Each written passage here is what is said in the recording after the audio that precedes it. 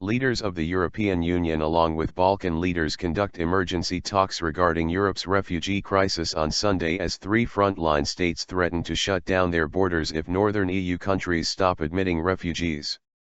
European Commission President Jean-Claude Juncker called for the emergency meeting, which included the heads of 10 EU nations including German Chancellor Angela Merkel, plus the leaders of Albania, Serbia and Macedonia. The mini-summit was organized following Bulgaria, Romania and Serbia's warning on Saturday that they would not adhere themselves to become a buffer zone for the tens of thousands of refugees streaming into Europe. All three countries are ready if Germany and Austria and other countries close their borders. We will be ready to also close our borders at that very same moment, Bulgarian Prime Minister Boyko Borisov said in a statement following talks between the three Balkan leaders in Sofia. But Borisov, Romanian Premier Victor Ponta and Serbian Premier Aleksandar Vučić agreed Saturday to press for a comprehensive EU-wide solution on Sunday rather rush to build fences. If there are countries that shut their borders and build fences, we also have the right to act timely and protect our countries.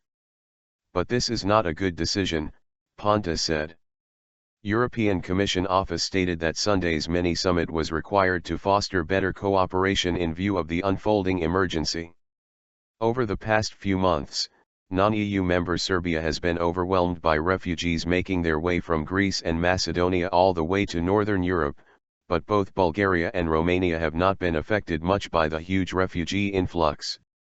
The German newspaper Bild published an interview with Juncker on Sunday, where he urged countries to stop allowing refugees to proceed to neighboring states due to chaotic conditions. States must take care to uphold orderly procedures and conditions, he was quoted. The European Commission expects everyone to obey the rules of the game if we don't want to put Schengen at risk, Juncker said, referring to the EU's border-free zone. On Sunday, Amnesty International warned of a humanitarian disaster if refugees are left stranded at the borders, especially with winter approaching. As winter looms, the sight of thousands of refugees sleeping rough as they make their way through Europe represents a damning indictment of the EU's failure to offer a forward-thinking and coordinated response to the refugee crisis, said John Dalhuizen, Amnesty International's Director for Europe and Central Asia. The EU has the mechanisms and, collectively, the money to ensure adequate reception conditions to all arriving refugees and migrants. These must be used to end the march of misery being endured by hundreds of thousands of refugees and migrants. Every day counts, Juncker told Bild. Without action, we will soon witness families dying wretchedly in chilly rivers in the Balkans. More than 47,500 refugees have entered Slovenia while 48,000 reached Greece within the last week as they continue their journey north, according to official figures.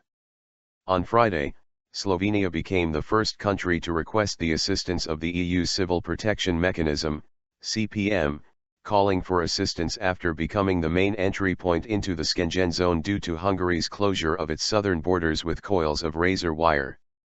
Slovenia asked Brussels for €140 million, $155 million, in aid, including police backup and logistical support.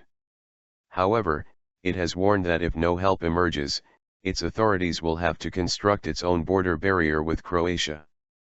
The recent and very apparent split in the EU over how to handle the refugee crisis was once again highlighted in the meeting.